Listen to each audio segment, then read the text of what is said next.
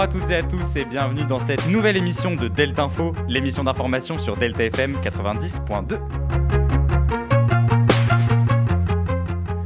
Aujourd'hui, programme chargé entre actualités en Ukraine, présidentielle et différentes affaires. Je vous livre les informations jusqu'à aujourd'hui, le 11 mars. On commence par l'annonce de l'actuel président de la République, Emmanuel Macron, et sa candidature officialisée pour les présidentielles de 2022. C'est en effet vendredi dernier, le 4 mars, que le président français a annoncé dans une lettre aux Français sa candidature. À l'issue de son premier déplacement de campagne le lundi 7 mars à Poissy, dans les Yvelines, il a annoncé qu'il ne participerait à aucun débat avec les autres candidats avant le premier tour. Il a estimé en effet, je cite, qu'aucun président en fonction qui se présentait ne l'a fait. Je ne vois pas pourquoi je ferais différemment. Fin de citation. Bien sûr, une annonce qui a fait bondir l'opposition. Retour d'ailleurs sur les présidentielles. Vous le savez, mais les candidats ne peuvent plus avoir leur parrainage et nous connaissons officiellement les candidats.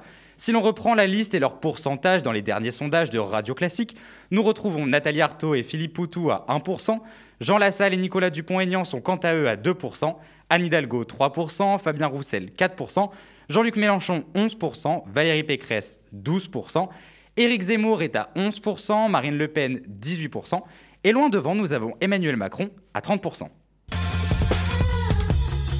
Et tant que nous sommes dans la politique, c'est une hécatombe pour le gouvernement actuel. Après plusieurs ministres ayant quitté le gouvernement, le plus connu étant bien sûr Nicolas Hulot et son. Je vais prendre pour la première fois la décision la plus difficile de ma vie. Je ne veux plus me mentir. Je ne veux pas donner l'illusion que ma présence au gouvernement signifie qu'on est à la hauteur sur ces enjeux-là. Et donc je prends la décision de quitter le gouvernement. Vous êtes sérieux là ? Oui, je suis sérieux. C'est au tour maintenant de Nathalie Elimas, travaillant au ministère de l'Éducation nationale, de quitter la partie. Accusée de harcèlement et de maltraitance par ses collaborateurs, la femme politique nie les faits et dit se sentir libre depuis qu'elle a démissionné. Nous vous tiendrons bien sûr au courant dans les prochains jours des prochains ou prochaines éliminés de ce Squid Game gouvernemental. Lundi, vous avez dû l'entendre ou bien le voir, mais c'était la journée internationale des droits des femmes. Madame, que pensez-vous de la condition de la femme moderne ? Je pense qu'au XXe siècle, la femme ne doit pas seulement être nécessaire à son foyer, mais à la société tout entière. Et je pense qu'elle doit tendre et jouer un rôle à part entière avec l'homme.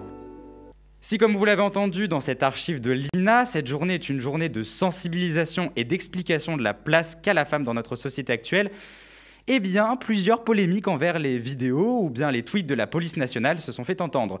Le tweet, disait, je cite, « Journée internationale du droit des femmes, dédicace à tous ces hommes sans qui rien n'aurait été possible. Jules Ferry, enseignement laïque est obligatoire. Jean Jaurès, favorable au suffrage féminin. Adoption du droit de vote et d'éligibilité des femmes sous Charles de Gaulle. » Un tweet qui n'a pas beaucoup plu.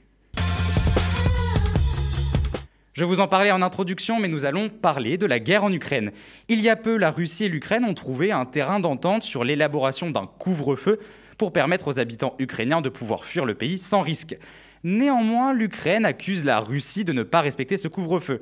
De plus, c'est une affaire qui fait froid dans le dos. Une maternité bombardée par l'armée russe. Selon le président ukrainien Zelensky, des jeunes enfants seraient encore sous les débris.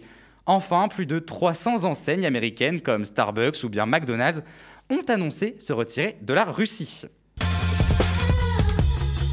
Enfin, pour finir ce journal, l'histoire effarante d'Ivan Colonna, un détenu, je vous le rappelle, incarcéré après avoir tué par balle le préfet de Corse Claude Erignac en 1998, qui a été agressé dans sa prison. Le suspect, Franck Elongabé, a été mis en examen le dimanche 6 mars pour tentative d'assassinat en relation avec une entreprise terroriste par des juges d'instruction du tribunal judiciaire de Paris. Les faits sont décrits par le procureur national antiterroriste, Jean-François Ricard, je vous laisse l'écouter.